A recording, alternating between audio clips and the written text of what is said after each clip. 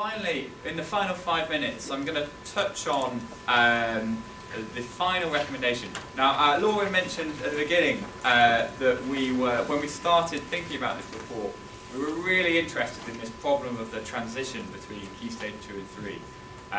The department were very interested in it. Kind of a lot of the scoping work we were doing, this was a kind of common problem that people were tackling.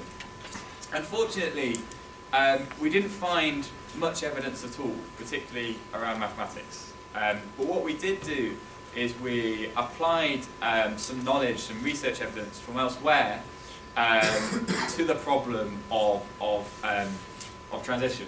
And of course, the rest of the recommendations in this guidance, which are about good, high-quality teaching, are going to be a good defence against some of the problems of the transition. I'm just going to pick up one thing here. It's this question about how pupils are allocated to maths classes when they enter Year 7. I mentioned earlier the research evidence on setting and streaming. It appears when we've done a rigorous study of the impact of setting by ability on pupils' learning, that particularly those pupils who are in the lower sets make less progress than had they been in those mixed attainment sets. So a really challenging bit of evidence, given that a lot of current practice is to set by prior attainment. But something we're looking at in more detail at the moment through that Becky Francis project that I mentioned right at the beginning.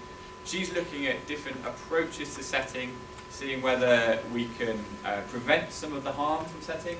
But she's also looking at a project which is working with schools to support them to transition to mixed attainment teaching, and hoping to come up with some kind of approach which can be scaled up to support schools to make that transition, if that's something they're looking to do.